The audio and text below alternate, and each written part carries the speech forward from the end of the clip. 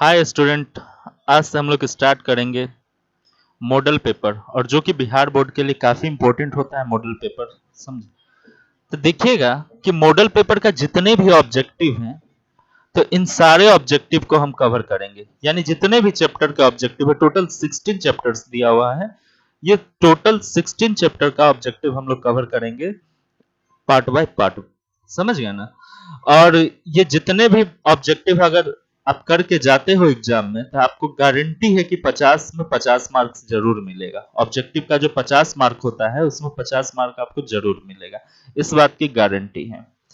तो इस सेशन को ज्वाइन करने के लिए हमारे चैनल को कृपया करके सब्सक्राइब कर दीजिएगा, लाइक कर दीजिएगा, और जो भी आपके फ्रेंड हो जो क्लास 12 का इस बार एग्जाम देंगे उनमें इस चैनल को जरूर शेयर कर दीजिएगा। ठीक है, तो बगैर ज्यादा बात बनाए हुए हम स्टार्ट करते हैं, पहला चैप्टर से शुभारंभ करते हैं। चलिए, तो पहला चैप्टर तो बाबू आप लोग जानते ही हो, चैप्टर का नाम है accounting for not profit organisation. तो देखेंगे नॉट प्रॉफिट ऑर्गेनाइजेशन। अब इसके बारे में बेसिक तो आपको पता ही होगा कि क्या होता है नॉट प्रॉफिट ऑर्गेनाइजेशन। तो नॉट प्रॉफिट ऑर्गेनाइजेशन एक ऐसा ऑर्गेनाइजेशन होता है जो कि प्रॉफिट कमाने के उद्देश्य से नहीं बनता है, जो कि प्रॉफिट कमाने के उद्देश्य से नहीं बनता है। No profit motive. तो ये संस्था क्या होता है बाबू? तो प्रॉफिट मोटिव नहीं होता है। हाँ, तो ध्यान से देखेंगे, नो प्रॉफिट मोटिव। तो जो प्रॉफिट मोटिव के लिए जो संस्था नहीं बनाया जाए उसे हम कहते हैं नॉन प्रॉफिट ऑर्गेनाइजेशन। इसका एग्जांपल होता है जैसे कि मान लीजिए government school, civil hospital, non profit. इसके बाद में मान लीजिए एनजीओ के तहत जो आता है, जैसे कि अनाथालय हो गया, उसके बाद में वृद्ध आश्रम हो गया, फिर कोई चैरिटेबल संस्था ऐसा होता है जहां खेल प्रतियोगिता वगैरह या खेल को प्रमोट किया जाता है, जैसे अपना इंडिया में बीसीसीआई है, अपना सीए इंस्टीट्यूट है। तो ये सब नॉन प्रॉफिट ऑर्गेनाइजेशन है, इन सब का काम है प्रमोशन का, न कि इन सब का काम है प्रॉफिट कमाना। चलिए, तो अब आगे हम देखते हैं और ऑब्जेक्टिव से स्टार्ट करते हैं। हमारा पूरा उद्देश्य रहेगा कि ऑब्जेक्टिव बेस्ड क्वेश्चन को सॉल्व किया जाए। हाँ, चलिए, तो देखिए सबसे पहले स्टार्ट करते हैं। तो देखो, सेल्स ऑफ ओल्ड न्यूज़पेपर, पुराने अखबार को बेचने से जो इनकम होता है। तो देखेंगे बेटा, ये चारों ऑप्शन में से कौन सा होता है? तो हम कहते हैं ये चारों ऑप्शन में से रिवेन्यू रिसिप्ट होता है। सर क्यों होता है? क्योंकि देखिए पुराना अखबार, अगर मैं यहां पे इनकम का बात करूं, देखिएगा तो दो तरह का इनकम होता है। एक होता है कैपिटल और दूसरा होता है रिवेन्यू। एक होता है कैपिटल और दूसरा होता है रिवेन्यू इनकम। तो देखिएगा, रिवेन्यू इनकम उसको बोलते हैं जो बार बार आ सकता है, जो इनकम हमें बार बार हो, और जो इनकम छोटे साइज का हो वो सब रिवेन्यू इनकम होता है। तो देखेंगे अखबार बेचना, यानी पुराना अखबार बेचना, तो अब संस्था है तो इसके अंदर मान लीजिए कि 1 महीना तक अखबार पढ़ा जाएगा, तो 1 महीना में बहुत सारे अखबार का ढेर लग जाएगा, तो ये इनकम बार बार आएगा। समझ गए ना? और अखबार बेचने के बाद 1 लाख 2 लाख का तो आएगा नहीं इनकम, आएगा तो इनकम छोटा मोटा आएगा, जैसे कि 1000, 1500, 500, 600, 700, बस इस तरह का इनकम आएगा। तो इस वजह से क्या है बउआ, ये इनकम संस्था को बार बार होते रहते, इसीलिए इसको रिवेन्यू इनकम के कैटेगरी में रखा गया। उसके बाद देखते हैं, the excess of assets over liabilities is non trading concern is term as assets minus liabilities. तो देखो, assets minus liabilities equal to capital. अब ये नॉन प्रॉफिट ऑर्गेनाइजेशन है तो यहां पे क्या जोड़ देंगे? Capital fund. तो क्लास 11th के इक्वेशन में आप लोग पढ़े होंगे और बहुत बार पढ़े होंगे, एसेट्स में से लाइबिलिटीज को घटाने पे जो आता है कैपिटल आता है। तो इस सवाल का जो जवाब होगा बेटे वो होगा कैपिटल फंड। चलो, अब तीसरा देखते हैं, विच of the following is not an income. अब इस चारों में से इनकम कौन सा नहीं है? तो देखो, चंदा से जो आता है सब्सक्रिप्शन, ये भी इनकम है। डोनेशन से आता है, डोनेशन से आता है, ये भी इनकम है। उसके बाद में टिकट बिक्री से जो आता है ये भी इनकम है, जैसे कि नॉन प्रॉफिट ऑर्गेनाइजेशन है, कोई प्रतियोगिता करवा रहा है या तो कोई नाटक वगैरह करवा रहा है, समझ गए, या डांस वगैरह करवा रहा है, तो ये सब संस्था को जो टिकट से प्राप्त होता है इनकम, तो ये सारा इनकम ही होता है। इंडोमेंट फंड जो होता है ये इनकम नहीं होता है। इंडोमेंट फंड होता क्या है, तो सर जो गिफ्ट से मिलता है, गिफ्ट के रूप में जो मिलता है ना, उसी को हम लोग बोलते हैं इंडोमेंट फंड। तो ये संस्था के लिए इनकम नहीं है। तो तीसरा का सही जवाब होगा डी नंबर ऑप्शन। उसके बाद बेटे फिर हम देखेंगे चौथा नंबर प्रश्न। इसमें लिखा हुआ है कि इन income and expenditure account record transaction of. अब देखना इनकम और एक्सपेंडिचर अकाउंट में कौन सा ट्रांजैक्शन रिकॉर्ड होता है। तो देखिएगा ट्रांजैक्शन जो होता है बाबू, ट्रांजैक्शन होता है दो तरह का, एक होता है कैपिटल नेचर का और दूसरा होता है रिवेन्यू नेचर का। रिवेन्यू नेचर का मतलब जो बार बार होता है उसको बोलते हैं रिवेन्यू नेचर का। कैपिटल नेचर का मतलब जो कभी कभी इनकम हो या जो पेमेंट हमें कभी कभी करना पड़े तो उसको बोलते हैं कैपिटल नेचर का। समझ गया ना। अब देखिएगा तो ये रिवेन्यू वाला जितना होता है ना, रिवेन्यू वाला सारा का सारा कहां चला जाएगा, इनकम और एक्सपेंडिचर अकाउंट में। कैपिटल नेचर का जो भी ट्रांजैक्शन होता है उसका रिकॉर्ड किया जाता है बैलेंस शीट में, और इन दोनों का रिकॉर्ड हम लोग रिसिप्ट एंड पेमेंट अकाउंट में करते हैं। तो देखिएगा रिसिप्ट एंड पेमेंट अकाउंट में अगर पूछे तो कैपिटल नेचर का भी हम रिकॉर्ड करते हैं, रिवेन्यू नेचर का भी रिकॉर्ड करते हैं। यहां से 3 प्रश्न बन रहा है। उसके बाद में रिवेन्यू नेचर का ट्रांजैक्शन के बारे में अगर बात किया जाए, इनकम और एक्सपेंडिचर में किस नेचर का ट्रांजैक्शन को रिकॉर्ड करते हैं, तो रिवेन्यू नेचर जो बार बार इनकम होता है। बैलेंस शीट में किस नेचर का ट्रांजैक्शन को हम रिकॉर्ड करते हैं, तो कैपिटल नेचर का। रिसिप्ट एंड पेमेंट अकाउंट में किस नेचर का ट्रांजैक्शन करते हैं रिकॉर्ड, तो कैपिटल और रिवेन्यू नेचर का। समझ गए, तो क्लियर है यहां से। चलिए तो अब इस प्रश्न का आंसर जो होगा, income and expenditure account are recorded किस तरह का ट्रांजैक्शन रिकॉर्ड करता है, तो बी नंबर ऑप्शन। समझ गए, रिवेन्यू नेचर का। उसके बाद income and expenses related to prize fund is shown in the.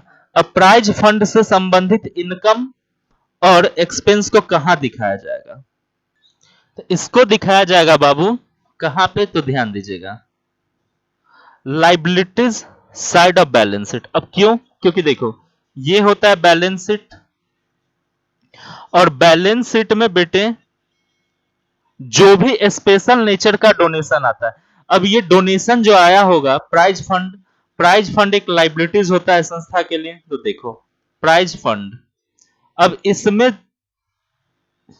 इसमें हम उस चीज को जोड़ देते हैं जो प्राइज फंड है। प्राइज फंड का मतलब क्या है कि ये प्राइज डिस्ट्रीब्यूशन के लिए इस पैसा को रखा गया है। तो ये संस्था के लिए क्या है बाबू, लाइबिलिटीज है। इस पैसा को हम कहीं खर्च नहीं कर सकते। अब देखो इसके नाम का अगर कोई डोनेशन आएगा तो उसको हम क्या करेंगे, यहां जोड़ देंगे, समझे।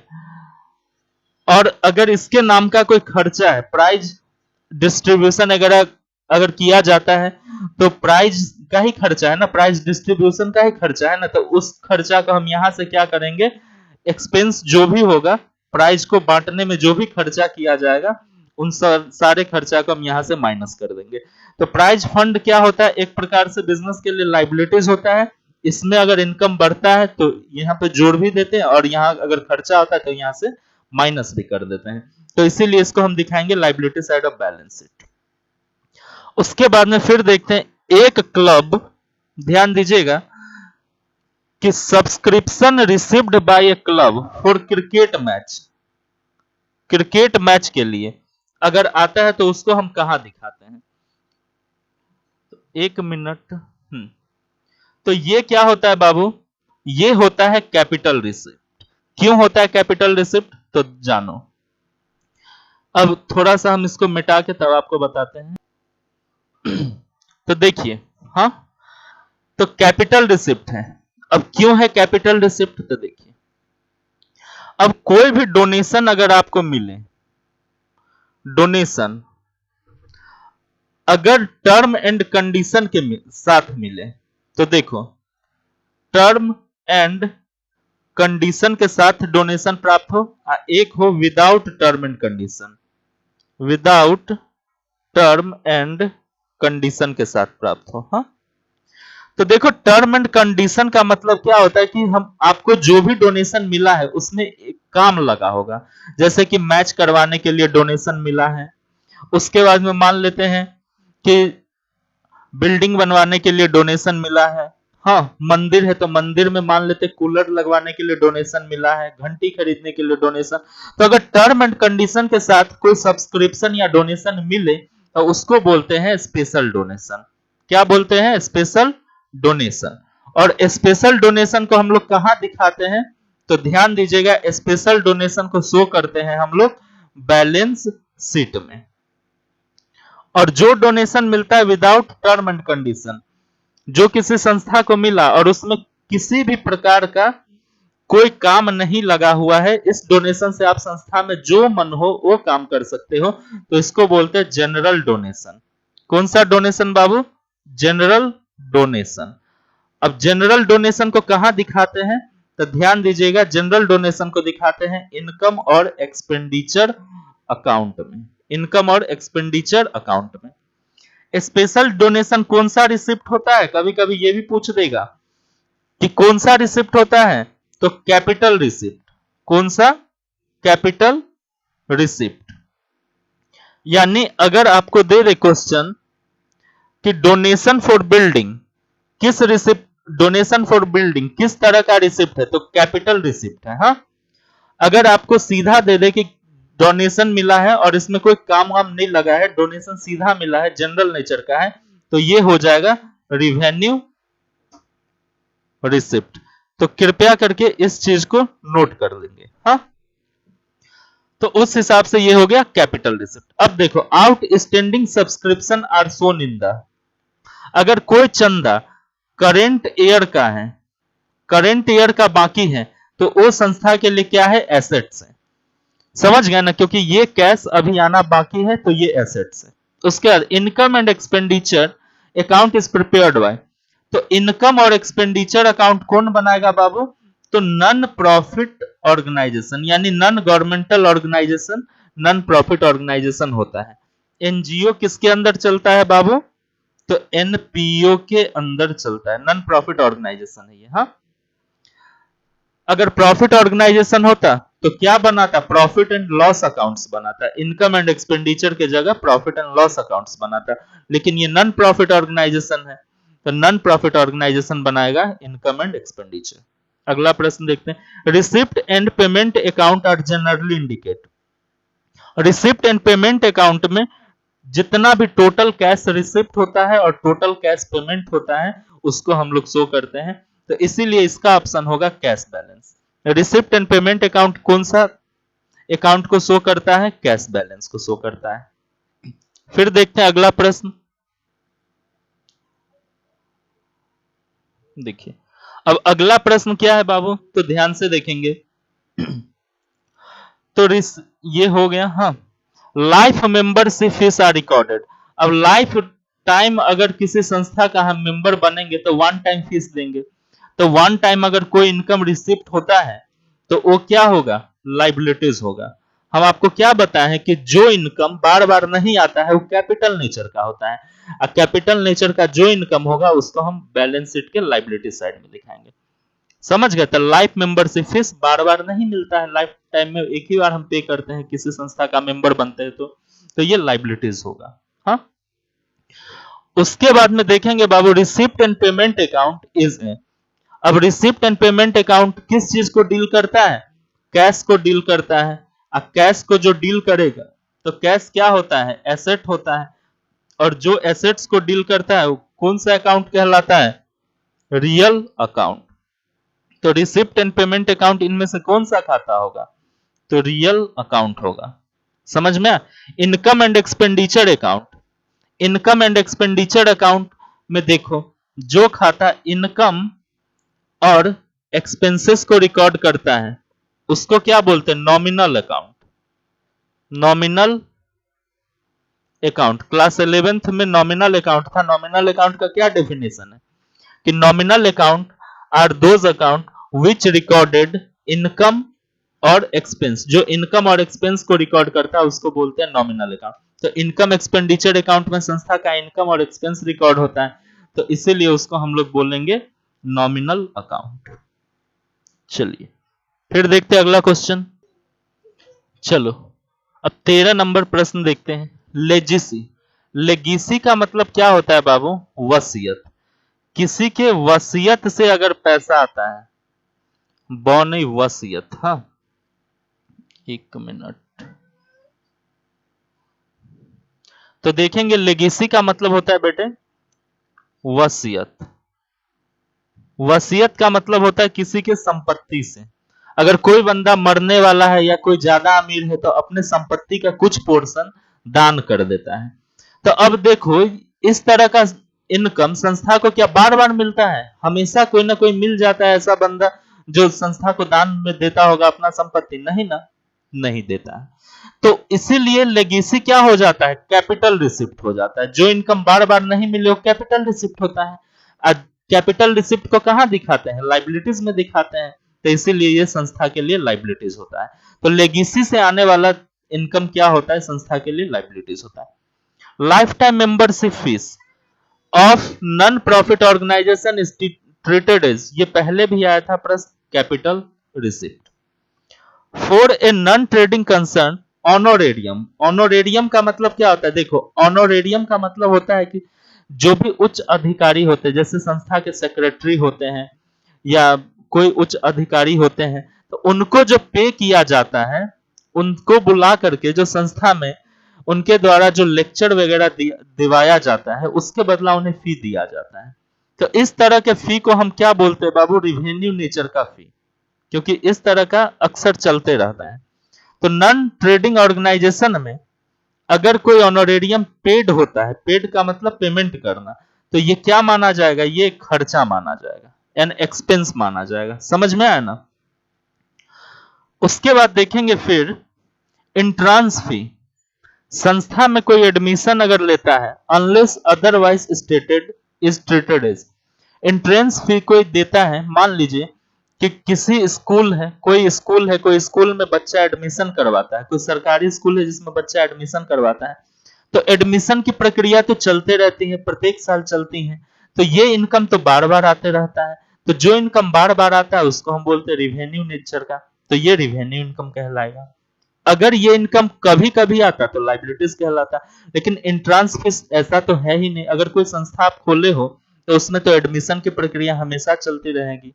समझ में आया? तो इस वजह से ये रिवेन्यू नेचर होता है।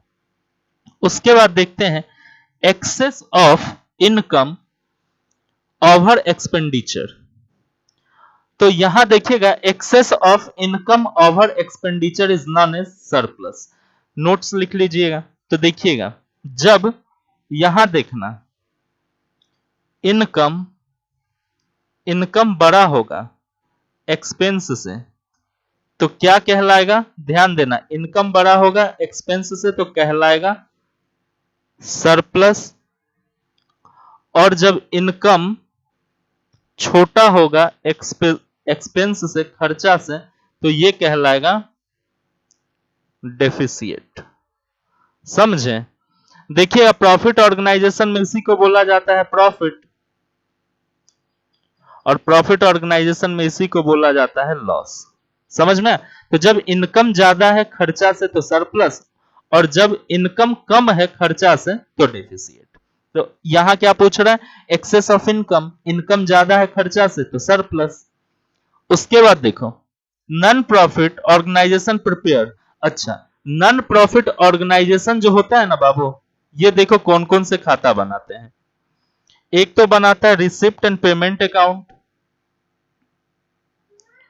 उसके बाद देखेंगे फिर बनाता है इनकम और एक्सपेंडिचर अकाउंट। हाँ, इनकम और एक्सपेंडिचर अकाउंट। कोई दिक्कत? तो अकाउंट में ये दो बनाता है, और बनाता है बैलेंस शीट। तो बैलेंस शीट बाबू क्या होता है? अकाउंट नहीं होता है, ये एक स्टेटमेंट होता है। बैलेंस शीट स्टेटमेंट होता है, तो समझे, तो balance sheet non profit organisation भी बैलेंस शीट बनाता है और प्रॉफिट ऑर्गेनाइजेशन भी बैलेंस शीट बनाता है। अकाउंट में परिवर्तन होता है, अकाउंट में non profit organisation receipt and payment account बनाता है और इनकम एक्सपेंडिचर अकाउंट बनाता है। तो यहां क्या होगा, लिखा हुआ नॉन प्रॉफिट ऑर्गेनाइजेशन प्रिपेयर कौन सा अकाउंट, ट्रेडिंग अकाउंट, बिल्कुल नहीं। Trading and profit and loss accounts, बिल्कुल नहीं।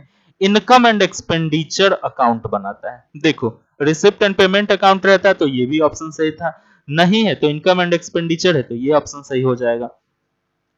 समझे, फिर आगे देखेंगे हम, out of the following item which one is shown in the receipt and payment side. तो देखो receipt and payment account, receipt and payment account जो बनता है वो कैश बेसिस पे बनता है, कैश बेसिस। कैश बेसिस का मतलब क्या होता है कि जितना कैश रिसीव्ड होगा, जितना कैश प्लस होगा या जितना कैश माइनस होगा, इसी चीज को दिखाना है। समझे, इसी चीज को दिखाना है। नॉन कैश आइटम को नहीं दिखाना है, जो कैश न आता है न जाता है उसको नहीं दिखाना है, जो नॉन कैश एक्सपेंस है उसको दिखाना ही नहीं है। चलिए तो अब ध्यान से देखते हैं बाबू, यहां पे तो लिखा हुआ है कि ये जो नीचे लिखा हुआ है out of following item which one is shown in the receipt and payment account, outstanding salary, salary बाकी है तो क्या क्या कैश का आना जाना हुआ, बिल्कुल नहीं हुआ, कैश गया ही नहीं, किसी का तनख्वाह बाकी है तो अभी तक मतलब संस्थान ने सैलरी पे किया ही नहीं तो कैश गया ही नहीं। डेप्रिसिएशन क्या होता है, नॉन कैश एक्सपेंस होता है। डेप्रिसिएशन क्या होता है बाबू, नॉन कैश एक्सपेंस, इसमें कैश की कमी होती ही नहीं है। उसके बाद में देखिएगा एक्रूड सब्सक्रिप्शन, यानी चंदा का उपार्जन हो गया है लेकिन अभी तक मिला ही नहीं है तो ये भी नहीं होगा। लाइफ मेंबरशिप फीस जो है ये आया है तो ये कैश में आया है तो इसका रिकॉर्ड किया जाएगा रिसिप्ट एंड पेमेंट अकाउंट में। All receipt of capital nature are shown in the, capital nature के जितने भी रिसिप्ट होते हैं तो पहले हम आपको बता चुके हैं, देख लीजिएगा इसी वीडियो में था ऊपर, तो क्या बताया थे कि कैपिटल नेचर का जो भी रिसिप्ट होता है वो बार बार नहीं होता है तो इसीलिए उसको हम बैलेंस शीट में दिखाते हैं। और बैलेंस शीट में किस साइड में दिखाते हैं, तो लाइबिलिटीज साइड में दिखाते हैं। यही लिखा रहता है कि कैपिटल पेमेंट, ऑल रिसिप्ट के जगह लिखा रहता है all payment of capital nature, तो जितने भी पेमेंट कैपिटल नेचर के होते हैं उनको हम बैलेंस शीट के एसेट साइड में दिखाते हैं। आया समझ में, ठीक है। फिर देखते हैं अगला प्रश्न, देखो 21 number, which of the following is a non profitable organisation. नीचे जो लिखा हुआ है उसमें से कौन सा ऐसा संस्था है जो प्रॉफिट कमाने के उद्देश्य से नहीं बना है। तो बेटे A number option Bihar academic council, Bihar academic council का काम प्रॉफिट कमाना नहीं है। टाटा स्टील का काम प्रॉफिट कमाना है, एयर इंडिया जो प्लेन की कंपनी है प्रॉफिट कमाना है, जेट एयरवेज प्लेन की कंपनी, इन सब का काम प्रॉफिट कमाना है। लेकिन बिहार एकेडमिक काउंसिल जो है, जो तुम्हारा इंटर का परीक्षा लेता है, उसका काम प्रॉफिट कमाना नहीं है, उसका काम है लोगों को शिक्षित करना। Receipt and payment account is क्या है, रिसिप्ट एंड पेमेंट अकाउंट में क्या दिखाते हैं, तो सारा कैश को दिखाते हैं। समझ में आना, तो देखो receipt and payment account cash basis account है, कैश का आना जाना दिखाते हैं तो कैश स्टेटमेंट होगा इसका answer. Excess of income over expenditure are called, हम पहले ही बता चुके हैं। यहां देखिए इनकम अगर बड़ा होगा एक्सपेंस से तो इसको क्या बोलेंगे, surplus. Excess of income over expenditure is called surplus, पहले भी आ चुका है ये प्रश्न। स्पेशल नेचर का कोई डोनेशन आता है तो पहले हम थ्योरी क्लियर कर चुके हैं इसी वीडियो में। तो देखिएगा स्पेशल नेचर का कोई डोनेशन आता है, कभी कभी आता है, तो कभी कभी आने वाला डोनेशन को कैपिटल रिसिप्ट बोला जाएगा। हाँ, उसके बाद देखते हैं income and expenditure account generally indicate, income expenditure account क्या इंडिकेट करता है, क्यों बनाते हैं हम इनकम एक्सपेंडिचर अकाउंट। तो देखो इनकम और एक्सपेंडिचर अकाउंट बनाते हैं या तो सरप्लस जानने के लिए और नहीं तो डेफिसिएट को जानने के लिए। जब हमारा इनकम बड़ा हो जाएगा खर्चा से तो सरप्लस होगा, और जब हमारा इनकम कम हो जाएगा खर्चा से तो डेफिसिएट होगा। तो क्या होगा, पहला ऑप्शन सही होगा। सरप्लस और डेफिसिएट को जानने के लिए हम इनकम एक्सपेंडिचर अकाउंट बनाते हैं। उसके बाद में which of the following is not profit organisation, not profit organisation. अब इन नीचे जो निम्नलिखित में से कौन सा ऐसा संस्था है जो नॉन प्रॉफिट ऑर्गेनाइजेशन नहीं है? तो पार्टनरशिप फर्म। क्यों? क्योंकि ये प्रॉफिट कमाने के उद्देश्य से बनता है, इसका उद्देश्य है प्रॉफिट कमाना। तो ये क्या है, ये नॉन प्रॉफिट ऑर्गेनाइजेशन नहीं है। समझ गए? स्कूल का काम है लोगों को सेवा देना, पढ़ाना, शिक्षित करना, तो ये इसका उद्देश्य प्रॉफिट कमाना नहीं होता। देखो, जितने भी नॉन प्रॉफिट ऑर्गेनाइजेशन होता है, ऐसा नहीं कि प्रॉफिट कमाने के लिए नहीं बनता है, प्रॉफिट वो कमाता है, हाँ, लेकिन उसका प्राथमिक उद्देश्य प्रॉफिट कमाने के लिए नहीं होता है। उसका प्राइमरी ऑब्जेक्टिव प्रॉफिट कमाने का नहीं होता है, उसका प्राइमरी ऑब्जेक्टिव होता है सोशल वेलफेयर। क्या होता है बेटे? सोशल वेलफेयर, समाज कल्याण करना उसका प्राइमरी ऑब्जेक्टिव होता है। जैसे हॉस्पिटल है, इसका भी समाज कल्याण है, क्लब है, इसका भी समाज कल्याण से प्राइमरी ऑब्जेक्टिव है। भले हॉस्पिटल वाला लाखों करोड़ों रुपया ले लेता होगा, समझ गया ना, लेकिन इसका उद्देश्य समाज कल्याण करना है। 1 करोड़ रुपया आपसे लेके ये समाज कल्याण करता है, समझ गया ना। तो ये सब केवल बेवकूफ बनाने के लिए होता है। अब किताब में है तो हमें पढ़ाना है, हम क्या करें, मेरे साथ भी समस्या है। ऐसा थोड़ी है कि ये सब समाज कल्याण के लिए करता है। किसी भी हॉस्पिटल में जाइएगा, अगर आपको कोई ऑपरेशन करवाना है, 2 लाख रुपया नहीं है आपके पास, तो आप मर सकते हैं, समझ गया ना। फ्री में कोई कुछ नहीं करता, बस एक किताब में है समाज कल्याण, तो हम भी आपको समाज कल्याण बता रहे हैं। तो आपको बस किताब को ही लेके चलना है। तो नॉन प्रॉफिट ऑर्गेनाइजेशन क्यों बनता है? सोशल वेलफेयर के लिए बनता है, समझ गया ना। तो इस ऑप्शन का जो सही जवाब है कि इनमें से कौन सा नॉन प्रॉफिट ऑर्गेनाइजेशन नहीं है, तो पार्टनरशिप, क्योंकि पार्टनरशिप का काम ही है प्रॉफिट कमाना। उसके बाद देखते हैं बाबू, income and expenditure account recorded. Income और एक्सपेंडिचर अकाउंट में क्या रिकॉर्ड करते हैं, बताइए। तो इनकम और एक्सपेंडिचर अकाउंट में क्या कैश रिसिप्ट एंड पेमेंट करते हैं रिकॉर्ड? जी नहीं, हम इनकम और एक्सपेंडिचर अकाउंट को बनाते हैं एक्रूवल बेसिस पे। ये सब याद रखिएगा जो हम लिख रहे हैं, ऑब्जेक्टिव इससे भी बनता है एक्रूवल बेसिस पे। हाँ, एक्रूवल बेसिस पे बनाते हैं। इसमें हम कैश आइटम्स को भी दिखाते हैं, कैश रिसिप्ट जो होता है उसको भी दिखाते हैं, नॉन कैश आइटम्स को भी दिखाते हैं, जैसे डेप्रिसिएशन, आउटस्टैंडिंग एक्रूड इनकम, इसको भी दिखाते हैं। लेकिन ये सब कब का होना चाहिए? करंट ईयर का होना चाहिए। जिस साल बना रहे हैं उसी साल से जुड़ा होना चाहिए, तो ही हम दिखाएंगे। तो देखिए बाबू, यहां प्रश्न जो पूछ रहा है, तो ऑल क्रेडिट रिसिप्ट नहीं, all cash and credit receipt नहीं, केवल यहां रिसिप्ट और पेमेंट का बात कर रहा है। कोई भी ऐसा ऑप्शन नहीं है जिसमें आपको ये दिया रहे कि ऑल कैश, मतलब ऐसा नहीं है। सब में क्या है कि ऑल कैश लगा दिया, तो सारे कैश को थोड़ी दिखाते हैं। इनकम एक्सपेंडिचर अकाउंट में केवल हम रिवेन्यू नेचर के ट्रांजेक्शन को दिखाते हैं। किस नेचर के दिखाते हैं? Revenue nature. रिवेन्यू में तो ऑल आएगा नहीं। ऑल कैश रिसिप्ट का मतलब क्या है? रिवेन्यू प्लस कैपिटल दोनों। तो हम इसमें केवल ओनली रिवेन्यू नेचर का दिखाते हैं, तो इसीलिए इसका आंसर नन ऑफ दिस हो जाएगा। कोई भी ऐसा ऑप्शन नहीं है। अगर यहीं पे लिखा रहता कि इनकम एंड एक्सपेंडिचर अकाउंट में हम दिखाते हैं रिवेन्यू नेचर के रिसिप्ट या रिवेन्यू नेचर के पेमेंट को, तो वो ऑप्शन सही होता। अब देखो, which of the following statement are correct. अब इसमें से कौन सा स्टेटमेंट सही है, देखिएगा। तो ए ऑप्शन है, there is no difference between cash book and receipt and payment account. तो ये ऑप्शन क्या है बाबू? गलत है। Receipt and payment account is prepared after cash book, ये भी गलत है। और इसका सही आंसर जो है वो मतलब फोटो में नहीं आ पाया है, हम लिख देते हैं बी के बाद सी डी। तो चलिए बाबू, इसका ऑप्शन हमने आपको लिख दिया यहाँ पे। तो देखो, receipt and payment account is maintain by non trading organisation. तो रिसिप्ट एंड पेमेंट अकाउंट कौन बनाता है? Non trading organisation. Cash book कौन बनाता है? Profit organisation. तो ये ऑप्शन सही है।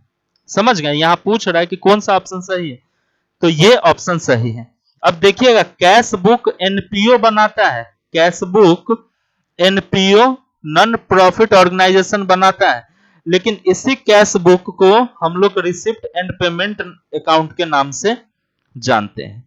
दूसरी चीज, अलग से भी कैश बुक बना सकता है, लेकिन केवल ऐसा 5% नॉन प्रॉफिट ऑर्गेनाइजेशन करता होगा, केवल 5%। जहां पे लार्ज लेवल का कैश का आना जाना होता है, जहां पे लार्ज लेवल का कैश का प्लस और माइनस होता है, वहीं पे कैश बुक बनता होगा। लेकिन नॉर्मली जो है receipt and payment account non trading organisation के द्वारा बनाया जाता है और कैश बुक प्रॉफिट ऑर्गेनाइजेशन के द्वारा बनाया जाता है। तो नॉर्मली में ये आंसर इसका सही है। चलिए फिर देखते हैं अगला। चलिए फिर 29 नंबर अगला प्रश्न देखते हैं। पेमेंट टू ऑनोरेरियम, ये प्रश्न हम करवा चुके हैं कि ऑनोरेरियम देना क्या होता है? रिवेन्यू नेचर का खर्चा होता है।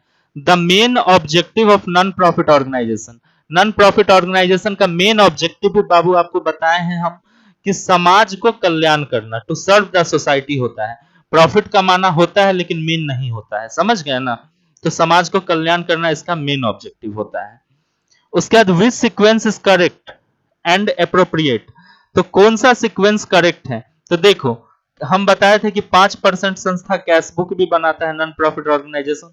तो कैश बुक, उसके बाद बनता है रिसिप्ट एंड पेमेंट अकाउंट इसी ऑर्डर में, उसके बाद बनता है इनकम एंड एक्सपेंडिचर अकाउंट, और तब जाके बनता है बैलेंस शीट। तो ये सीक्वेंस सही है। हाँ, फिर देखते हैं अगला प्रश्न। सब्सक्रिप्शन रिसीव्ड इन एडवांस, तो ये आपको पता है सब्सक्रिप्शन क्या होता है? इनकम। एडवांस इनकम अगर कोई भी मिल जाए, एडवांस इनकम अगर आपको कुछ भी मिल जाता है, तो ये आपके लिए होता है लाइबिलिटीज। बिना काम किए कोई इनकम कमा लोगे बच्चों, तो ये तुम्हारे लिए कर्ज है। इसीलिए कहते हैं कि मेहनत से कमाओ, समझ गया ना? तो मेहनत किया नहीं और तुमको इनकम आ गया, तो ये कर्ज है, समझ गया? अब मेहनत करो, पैसा ले लिया हो तो मेहनत करना पड़ेगा। तो इसी प्रकार से वो एडवांस में इनकम आ गया, सब्सक्रिप्शन इनकम होता है संस्था के लिए, एडवांस आ गया, तो ये लाइबिलिटीज। उसके बाद में ये वाला जो क्वेश्चन है, ये मैं आपको बताता हूं, देखो है क्या। तो इस क्वेश्चन में पूछ रहा है कि how much amount will be shown in the income and expenditure account in the following case.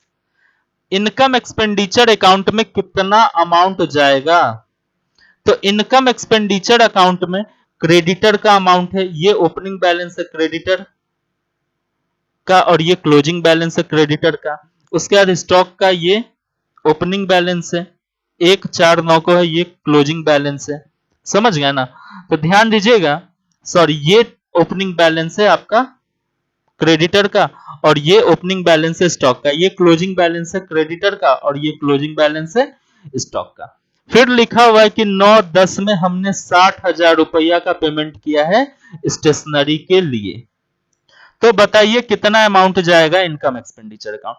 तो इनकम एक्सपेंडिचर अकाउंट में जो जाता है वो केवल जाता है कॉस्ट ऑफ गुड्स कंज्यूम, कितने का गुड्स कंज्यूम किए हो, कितने का गुड का खपत किए हो, ये जाता है।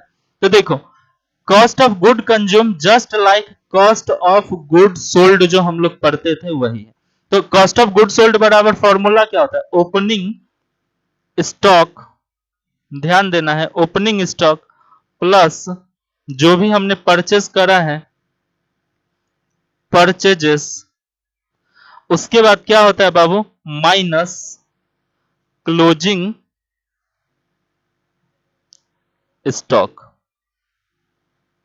Minus closing stock. लेकिन यहां पे क्या है, क्रेडिटर वगैरह भी जोड़ दिया है। ओपनिंग क्रेडिटर ये है, क्लोजिंग क्रेडिटर ये है, तो थोड़ा सा फॉर्मूला में चेंज करेंगे। तो ओपनिंग स्टॉक देखो, ओपनिंग स्टॉक प्लस परचेज, इसके बाद हमें क्या करेंगे, यहां पे क्लोजिंग क्रेडिटर, याद रखिएगा क्या करेंगे? क्लोजिंग क्रेडिटर को ऐड कर देंगे, है ना। इसके बाद में माइनस कर देंगे ओपनिंग क्रेडिटर को, ओपनिंग क्रेडिटर को हम माइनस कर देंगे। अब अमाउंट पुट कर देंगे। ओपनिंग स्टॉक का कितना अमाउंट है बताइए, 3000। उसके बाद में परचेज का कितना अमाउंट है, देखो ओपनिंग स्टॉक का 3000, परचेज इसको मान लेते हैं 60,000 का परचेज हुआ, तो हमें पे करना पड़ा इस साल। इसके बाद मान लेते हैं बुआ क्लोजिंग क्रेडिटर, क्लोजिंग क्रेडिटर कितने का है, 6000 का, तो 6000 रुपया का हम मान लिए क्लोजिंग क्रेडिटर। उसके बाद माइनस जो करेंगे इसमें से, वो देखो क्लोजिंग स्टॉक, क्लोजिंग स्टॉक है कितने का, 3200 का, तो हम 3200 रुपया को घटा देंगे, जिसको घटा रहे हैं उसको ब्रैकेट में शो करते हैं। उसके बाद में फिर हम क्या करेंगे, ओपनिंग क्रेडिटर, ओपनिंग क्रेडिटर मेरा है कितने का बच्चा, ओपनिंग क्रेडिटर 8000 का, देखिए तो ओपनिंग क्रेडिटर 8000 का है। हाँ, तो इसको जो हम करेंगे तो ध्यान दीजिएगा, 63 69,000 8,000 माइनस करेंगे तो ये होगा 57,800। कितना होगा, 57,800 है क्या कोई ऑप्शन, ए ऑप्शन, तो ए ऑप्शन इसका सही है। तो देखिए ये एक प्रकार से क्या है बाबू, ट्रिक है, समझ गए ना। इसका फॉर्मेट होता है सबका अलग अलग निकालने का कि स्टॉक कितना का है, उसके बाद में मान लीजिए कि क्रेडिटर कितने का है, क्रेडिट में कितना परचेज हुआ इसको निकालना है, और उसके बाद फिर जाएगा कितना इनकम एक्सपेंडिचर अकाउंट में, ये यानी 3 तरह का अकाउंट इसके अंदर खोलते हैं। लेकिन ऑब्जेक्टिव में उतना लंबा हम नहीं करेंगे, ऑब्जेक्टिव में बस इस ट्रिक को यूज करके आप निकाल लेंगे इस तरह के प्रश्न का आंसर। आया समझ में। उसके बाद फिर देखते हैं अगला क्वेश्चन। अगला क्वेश्चन क्या, donation receive for special purpose, तो बता चुके हैं। अब आप लोग थोड़ी ना कमजोर हो, आपको तो पता है स्पेशल नेचर का डोनेशन कभी कभी आता है, कभी कभी आता है, तो उसको कहां दिखाइएगा बताइए, तो should be credit to the separate account, अलग अकाउंट में क्रेडिट करना है, and shown in the balance sheet, balance sheet में भी दिखाना है, चलो ठीक है। Should be shown on the asset side of balance sheet, assets में तो दिखाना नहीं है। और फिर अगला ऑप्शन देख ले, यहां चेक कर ले, शुड बी नहीं, इनकम एक्सपेंडिचर अकाउंट में तो बिल्कुल नहीं दिखाना। स्पेशल नेचर का जो भी डोनेशन आएगा उसको हमें एक सेपरेट अकाउंट में दिखाना है और बैलेंस शीट में दिखाना है। बैलेंस शीट का अगर साइड दे दिया होता बेटे तो लाइबिलिटी साइड में दिखाते हैं, कहां दिखाते, liability side of balance sheet. समझ में आया, चलिए उसके बाद देखते हैं।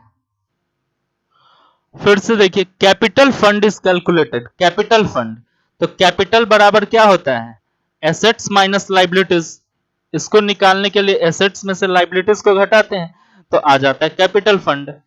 चलो, out of the following item which one is shown in the receipt and payment account, नीचे दिए गए आइटम में से कौन सा रिसिप्ट एंड पेमेंट अकाउंट में दिखाना है, तो आउटस्टैंडिंग सैलरी नहीं दिखाना है, डेप्रिसिएशन नहीं दिखाना है, दिखाना क्या है, लाइफ मेंबरशिप फीस, एक्रूड को भी नहीं दिखाना। क्यों नहीं दिखाना है, क्योंकि इन सब में कैश का आना जाना नहीं हुआ है, केवल लाइफ मेंबरशिप फीस में कैश का आना हुआ है, इनकमिंग हुआ है, बाद बाकी किसी में नहीं। तो रिसिप्ट एंड पेमेंट अकाउंट में कैश का आना और जाना दिखाते हैं। Subscription receive by a school for organising annual, चंदा आया है लेकिन एनुअल फंक्शन करवाने के लिए आया, यानी चंदा में टर्म एंड कंडीशन, तो टर्म एंड कंडीशन के साथ कोई भी इनकम आ जाए तो कैपिटल रिसिप्ट, कौन सा रिसिप्ट, कैपिटल रिसिप्ट। चलो फिर आगे देखते हैं। Most transaction in non trading organisation are concern cash, non trading organisation का मतलब क्या होता है बाबू, जैसे कि मंदिर हो गया, अनाथालय हो गया, एक ऐसा संस्था जिसका काम प्रॉफिट कमाना नहीं है, समझे, तो उसको नॉन ट्रेडिंग ऑर्गेनाइजेशन बोलते हैं। तो वहां जाके लोग उधारी में ट्रांजेक्शन करेगा क्या, नहीं करेगा सर, बिल्कुल नहीं करेगा। वहां ज्यादातर ट्रांजेक्शन कैश में करेगा, हाँ कभी कभार उधारी भी चलता है लेकिन ज्यादा ट्रांजेक्शन कैश में होता है। इसके बाद देखेंगे in non profit organisation excess of expenditure, आहा, खर्चा ज्यादा है और इनकम कम है। तो हम क्या बताए थे, खर्चा ज्यादा है इनकम कम है, तो ये डेफिसिएट है। क्या है, डेफिसिएट है। हाँ, इनकम एक्सपेंडिचर अकाउंट में फिर से खर्चा ज्यादा है, income over than expenditure, sorry expenditure over than income, expenditure over than income, तो डेफिसिएट। खर्चा ज्यादा इनकम कम तो डेफिसिएट, इनकम ज्यादा खर्चा कम तो surplus. Which of the following is not a non profit organisation, college, sports club, Maruti Udyog, अच्छा Maruti not a non profit organisation. इन तीनों में, इन चारों में से कौन सा नॉन प्रॉफिट ऑर्गेनाइजेशन नहीं है, मारुति उद्योग, क्योंकि मारुति उद्योग का काम क्या है, प्रॉफिट कमाना। Subscription receive by an organisation, किसी संस्था के द्वारा अगर चंदा आता है और विदाउट टर्म एंड कंडीशन आता है तो हम उसको क्या बोलेंगे बताइए। अगर टर्म एंड कंडीशन के साथ आएगा तो कैपिटल रिसिप्ट बोलेंगे, अगर term and without term and condition आएगा तो रिवेन्यू रिसिप्ट बोलेंगे। लेकिन ध्यान दीजिएगा, तो ज्यादातर जो सब्सक्रिप्शन आएगा बेटा तो 95% जो है बिना कहे आएगा, बिना टर्म एंड कंडीशन का आएगा। तो 95% ऐसा केवल 5% होता है। हाँ, तो ऑप्शन आपका बी सही होगा। बोथ ए एंड बी दिया है ये गलत है, समझ गया ना। कैपिटल रिसिप्ट भी हो सकता है, रिवेन्यू रिसिप्ट भी हो सकता है, लेकिन ये 95% हो सकता है। तो मोस्ट एप्रोप्रिएट आंसर जो होता है वही सही होता है, समझ गया ना। तो रिवेन्यू रिसिप्ट में ही आपको टिक मारना है। Payment of honorarium to chairman, अब चेयरमैन को ऑन ऑनोरेरियम दिए हैं तो इसका कौन सा ऑप्शन होगा, तो देखो कैपिटल एक्सपेंडिचर तो होगा नहीं, समझ गया ना, ये कैपिटल एक्सपेंडिचर तो होगा नहीं, तो यहां पे क्या होगा, रिवेन्यू एक्सपेंडिचर होगा इसका आंसर, रिवेन्यू एक्सपेंडिचर। इसका आंसर जो होगा बाबू वो होगा रिवेन्यू एक्सपेंडिचर, और ये है ऑप्शन नंबर बी में। हाँ, क्योंकि प्रिंट हुआ नहीं है इसका। हाँ, ऑप्शन नंबर बी सही है इसका। देखते हैं अगला क्वेश्चन। तो देखिए 42 नंबर प्रश्न का आंसर यहां छिपा हुआ है। हाँ, रिवेन्यू एक्सपेंडिचर। अब देखते हैं in non trading concern excess of income over expenditure. अरे बाप रे बाप, कितना बार पूछोगे भैया इस क्वेश्चन को, तो वीवीआई कर लो। हाँ, बहुत बार रिपीट हो रहा है ये question.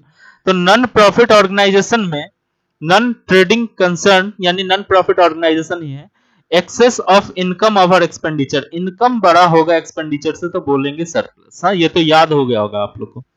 Subscription received in advance, advance में अगर चंदा आ जाए, ये प्रश्न में रिपीट है। सब्सक्रिप्शन रिसीव्ड इन एडवांस, कोई इनकम एडवांस में ले लोगे, liabilities. Life membership fee received by a club shown in the, life time के लिए जो मेंबरशिप फीस आता है बाबू, ये क्या होता है, ये सर लाइबिलिटीज होता है संस्था के लिए, क्योंकि ये बार बार नहीं आता। और लाइबिलिटीज जो भी होगा तो कहां जाएगा, बैलेंस शीट में जाएगा। अब देखते हैं आपका 46 नंबर प्रश्न।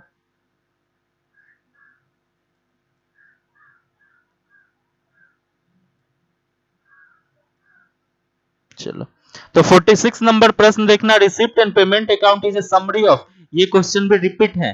रिसिप्ट एंड पेमेंट अकाउंट में खाली क्या दिखाते हैं, कैश दिखाते हैं, तो ये क्या होगा, समरी ऑफ कैश बुक, समझ गया ना।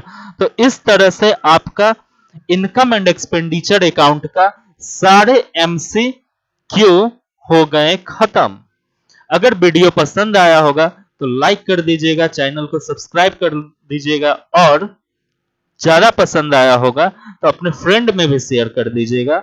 और मैं आपको गारंटी देता हूं कि मैं आपको 50 मार्क्स का कवर वो मैं करवाऊंगा, 50 मार्क्स का कवर मैं करवाऊंगा, समझ गए ना। इस बात का मैं गारंटी देता हूं, बशर्ते आप सारे वीडियो को देखिए, और जो भी आपको करवा रहे हैं एट ए टाइम उसी दिन जाइए और अपने मॉडल पेपर से एसबीपीडी का मॉडल पेपर ले लो, एसबीपीडी का मॉडल पेपर ले लो। हाँ, राजीव बंसल, राजीव बंसल लिखा होगा, समझ गए ना। तो राजीव बंसल और एसके सिंह सर के द्वारा, एसके सिंह सर के द्वारा लिखा गया बुक का मॉडल पेपर है। हाँ, तो इस मॉडल पेपर को ले लो और इससे बाहर कहीं कुछ पूछने वाला नहीं है। मैं सारा कुछ आपको विथ कॉन्सेप्ट एक्सप्लेन करूंगा। ठीक है, तब तक के लिए बाय, मिलते हैं फिर नेक्स्ट वीडियो में।